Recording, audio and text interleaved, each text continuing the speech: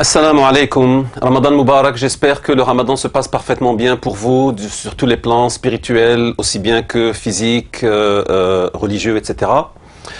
Nous continuons donc sur cette chronique du Ramadan qui est consacrée à une série de livres. J'ai choisi pour vous, pour cette troisième épisode, un livre qui est très important, qui est très inégal, qui contient des choses qui sont très intéressantes et des choses qui sont malheureusement beaucoup moins correctes. Pour deux raisons, j'ai choisi ce livre. Un, parce que c'est un grand penseur syrien, encore en vie, qui a à peu près 80 ans aujourd'hui, Mohammed Saïd Ramadan al-Bouti, très important, très connu, qui a été pendant longtemps doyen de la faculté de Sharia à Damas, etc., qui a publié une quarantaine de livres, dont celui-ci, qui est considéré comme l'un de ses plus importants, qui est intitulé en arabe. C'est un livre qui, à ma connaissance, n'existe, je crois, qu'en arabe, pas en français, je crois. Kubra al-Yaqiniyat al-Kawniyya, les plus grandes certitudes cosmiques ou universelles, les plus grandes certitudes. C'est un livre qui a été publié il y a maintenant un peu plus de 40 ans, 1968 si je me souviens bien, mais qui reste important parce que c'est un livre de théologie. Alors ça veut dire quoi un livre de théologie?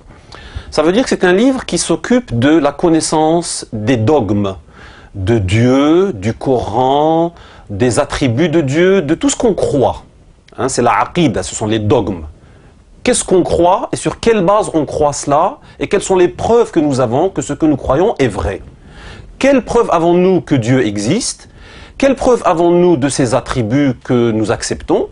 Quelles preuves avons-nous que le prophète était vraiment un prophète? Quelles preuves avons-nous que le Coran est une révélation divine? Etc. etc.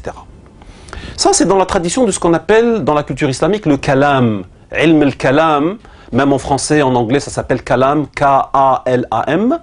Le kalam qui est la théologie musulmane, qui est l'art d'argumenter, de trouver des preuves, entre guillemets. C'est jamais des preuves dans le sens scientifique, mais ce sont des arguments pour essayer d'étayer notre connaissance, de la solidifier, de la supporter, de lui trouver des fondements et des supports.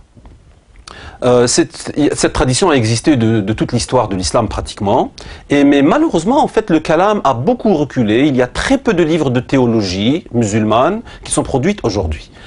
Al-Bouti est un type très intéressant parce que Al-Bouti se présente comme un rationnel, un rationaliste. Il dit moi je base tout sur la raison. En fait il dit la foi, il le dit explicitement, il dit la foi en islam.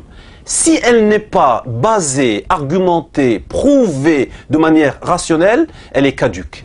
Elle n'a aucune valeur. Quelqu'un qui croit parce qu'on m'a dit comme ça ou parce que c'est comme ça que je le vois, comme ça que je le sens, sa foi ne vaut pas grand-chose. Il dit il faut que tout soit étayé rationnellement. Ça c'est très fort. Mais en fait, on se rend assez rapidement compte que Al-Bouti n'est pas un vrai rationnel. Al-Bouti, c'est quelqu'un qui essaie d'utiliser les outils de la raison ou pseudo-rationnel pour essayer de prouver ou de solidifier ce que lui accepte déjà, c'est-à-dire la théologie ash'arite, hein, c'était la théologie traditionnelle, classique des musulmans, de la majorité des musulmans aujourd'hui. Alors, qu'est-ce qu'il dit, Al-Bouti? Il dit, voilà, quand on essaie de voir dans toutes les traditions islamiques et autres, quels sont les arguments en faveur de l'existence de Dieu, par exemple? On commence par Dieu, ensuite on verra pour la prophétie, pour le Coran, etc. Il dit il y a un certain nombre, 3, 4, 5 arguments, preuves entre guillemets de l'existence de Dieu, ce qu'on appelle l'argument cosmologique, l'argument théologique, l'argument de morale, de moralité intense que l'on sent au sein de soi, l'argument d'expérience religieuse, qu'il y a beaucoup de gens qui, indépendamment l'un de l'autre, ont une expérience religieuse, spirituelle, etc. Donc ça ne peut être que vrai, ainsi de suite. Il dit mais en fait, il y a d'autres manières en islam de prouver Dieu. Comment? Il dit on va prouver que le Coran est vrai, que le Coran est divin, que c'est une vraie révélation, et là on aura prouvé qu'il y a Dieu. Ah, tiens, c'est une nouvelle approche quand même intéressante. Et comment va-t-on prouver que le Coran est vrai? Il va dire on va prouver que les hadiths sont vrais. Et si on prouve que les hadiths sont vrais, ça veut dire que le prophète Mohammed a dit vrai, ça veut dire que la révélation qu'il a ramenée est vraie, ça veut dire que Dieu qui est derrière, qui a révélé ce livre existe. Ah mais comment va-t-on prouver que les hadiths, quelqu'un va venir nous dire que voilà, j'ai entendu, mais en fait c'est jamais j'ai entendu directement, c'est j'ai entendu X qui m'a relaté que son père lui a raconté que X a côtoyé un compagnon du prophète qui lui a entendu un jour, etc.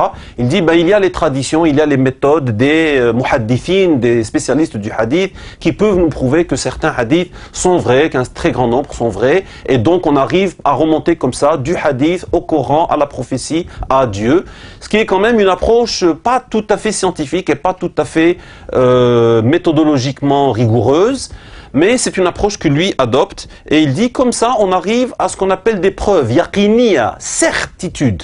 C'est kubra al-yaqiniyat, c'est une certitude absolue, comme on dit aujourd'hui que nous avons certaines certitudes qui sont établies scientifiquement, etc. Bien que même en science, on n'a jamais la certitude absolue de quoi que ce soit, jamais 100%, 99,99, etc., etc. Les problèmes de Al-Bouti ne s'arrêtent pas là où il fait l'amalgame entre la preuve, dans le sens mathématique, logique, rigoureux, etc., et les argumentations, parce que les penseurs religieux, musulmans et autres, comprennent qu'on peut apporter certains arguments pour étayer, mais on ne peut jamais prouver quelque chose, mais lui il parle de preuves certaines, yaqiniya. Donc ça, c'est un des problèmes conceptuels de Al-Bouti. Un autre problème conceptuel, c'est que Al-Bouti, malheureusement, mais ça, ce n'est pas de sa faute, ça c'est la faute de toute la formation traditionnelle religieuse du monde musulman, a une très mauvaise compréhension de la science, une très mauvaise compréhension de la méthode scientifique, de la philosophie de la science, de l'histoire de la science, de ce que les grands scientifiques ont apporté, les grandes théories, etc., etc. Et donc il fait l'amalgame.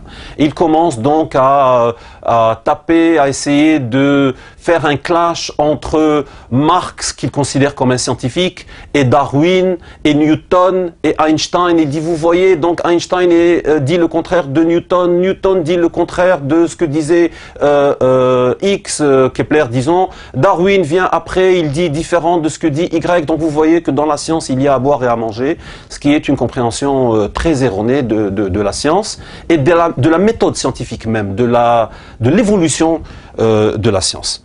Enfin, on se rend compte, comme j'ai dit auparavant, que Al-Bouti adopte en fin de compte comme un préjugé, comme une acceptation préliminaire, le dogme ash'arite, c'est-à-dire la causalité. Il rejette en fin de compte la causalité.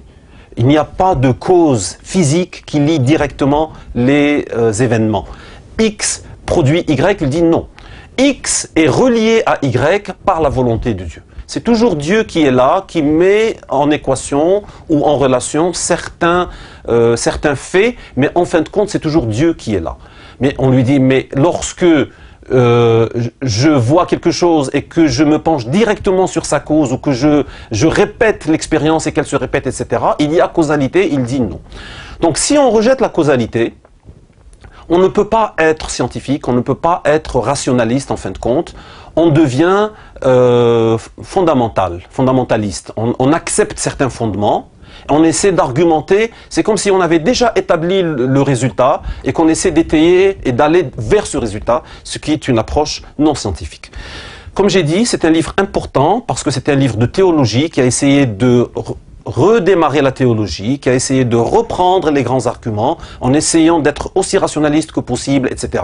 Il a essayé d'apporter certaines méthodes nouvelles dans la théologie musulmane, mais à mon sens, je vais le dire catégoriquement, je crois que c'est un grand échec parce qu'il n'a pas bien intégré les grandes connaissances scientifiques et philosophiques d'aujourd'hui, et nous pouvons refaire une théologie musulmane aujourd'hui rénovée, réformée, mais à condition que l'on absorbe totalement tout l'héritage humain, scientifique, philosophique, théologique, divers, religieux, musulmans et non musulmans.